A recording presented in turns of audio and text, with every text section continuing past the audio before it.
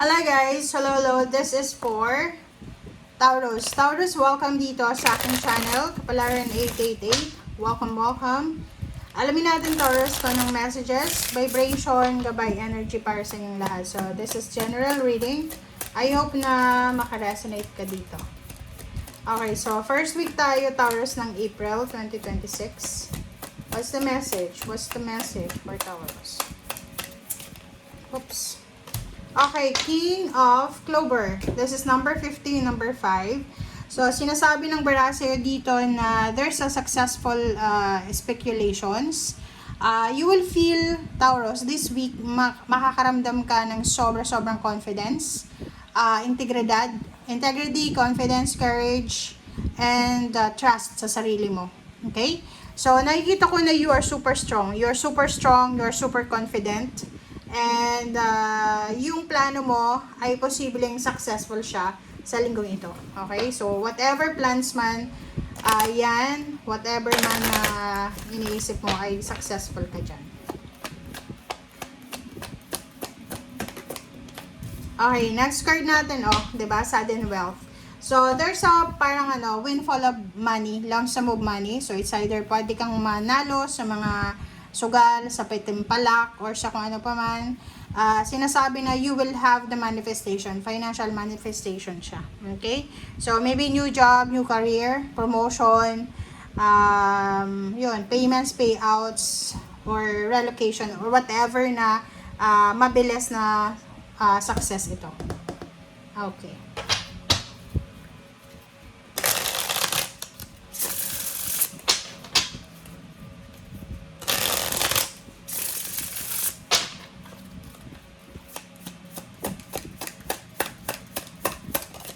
Okay, first card natin is the Devil.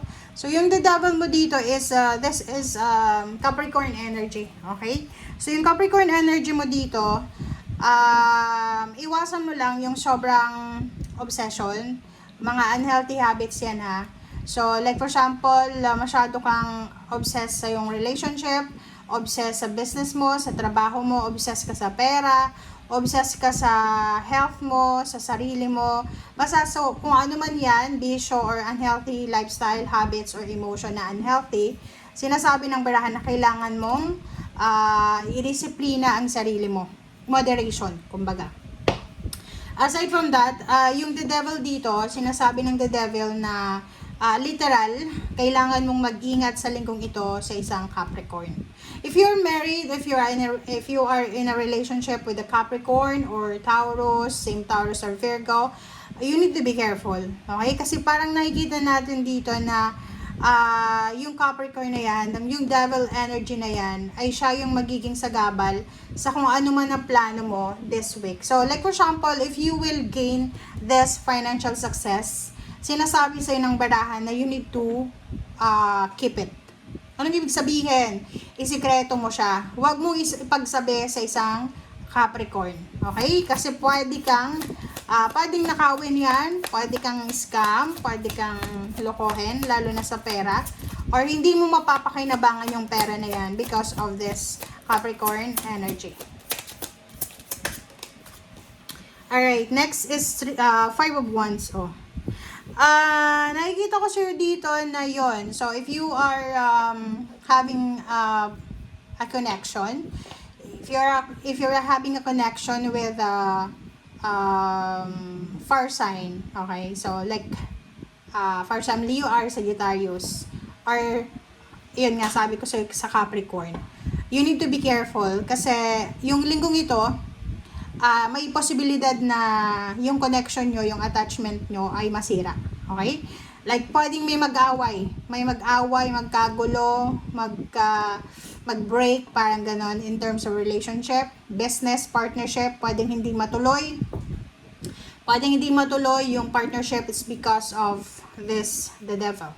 Okay? So, sinasabi ng baraha, sabi ko na nga sa'yo kanina pa, na if you are Taurus, na you are connected to Capricorn, same sign Taurus and Virgo, mag-iingat ka kasi pwedeng siya yung magiging sagabal ng lahat ng pangarap mo. Siya yung magiging rason kung bakit magkakaroon ka ng maraming kaaway, kakompetensya sa trabaho, negosyo, or kung saan pa man.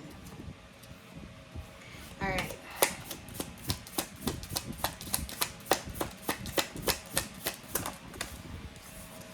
Okay, so next card natin is 3 of Coins.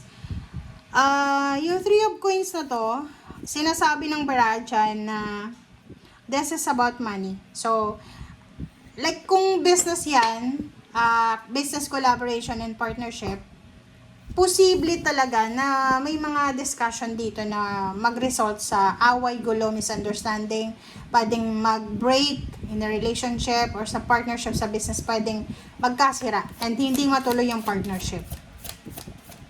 So mag-iingat ka ha, mag-iingat ka sa pakikipag-deal, lalo na sa pera, okay? If ever na yung ka-deal mo, tanungin mo, ano bang birthday mo? If you are a Capricorn or Virgo or same sign mo na Taurus, careful ka kasi posibleng hindi maging maganda yung takbo ng partnership nyo na yan. Okay? May gulo. There's a gulo.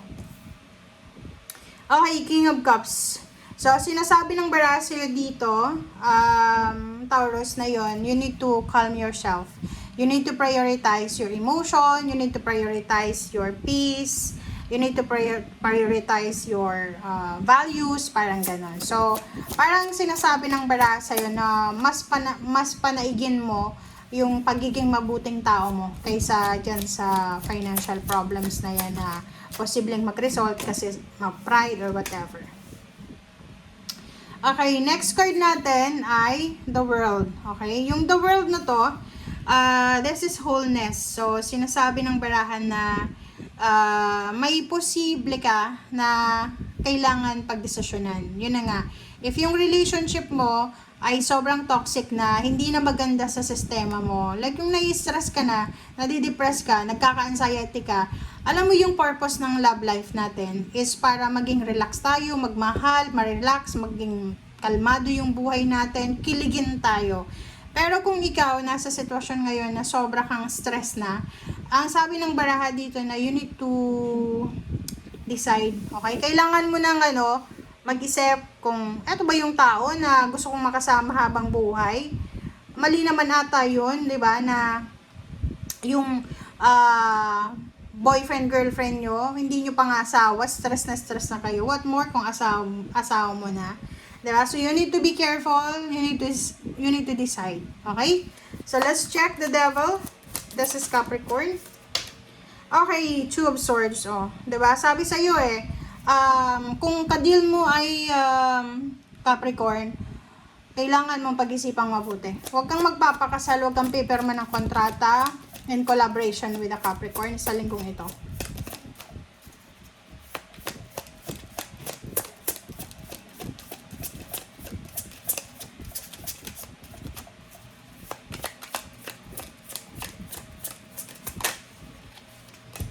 Okay, Queen of Coins. Okay, Queen of Coins.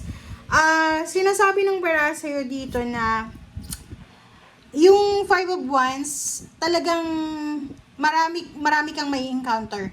Like, especially mga taong sobrang gahaman sa pera. Sinasabi ng bara sa'yo, mag-iingat ka.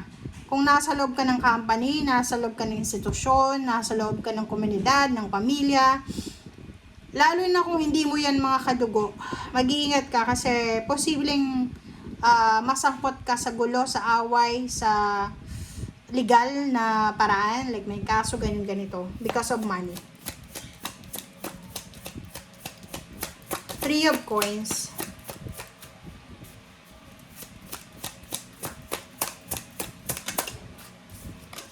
Okay, Ace of Wands sa 3 of Coins. So, dito sinasabi ng bara sa'yo na yun, but bago matapos yung linggong ito, so maybe Saturday, Sunday, April 4 and 5, sinasabi ng bara sa'yo na posibleng isang exciting na contract signing or job offer ang posibleng matatanggap mo.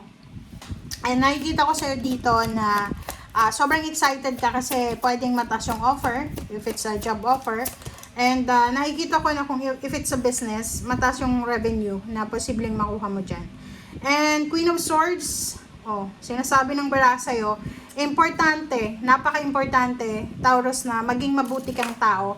Ang importante sa ngayon ay hindi puro pera. Ang importante sa ngayon ay maging mabuting tao tayo, maging honest tayo, integrity ba? Wag tayong magbo-burn ng bridges. Okay? So, sinasabi ng baraha, yun nga sabi ko sa ibang zodiac signs na hindi natin kayang mabuhay mag-isa dito sa mundo. Kailangan natin ng kakampi. Kailangan natin ng kasama. So, kung magbo-burn ka ng bridges because hindi mo na sila kailangan, ikaw yung magsasuffer niyan sa bandang huli.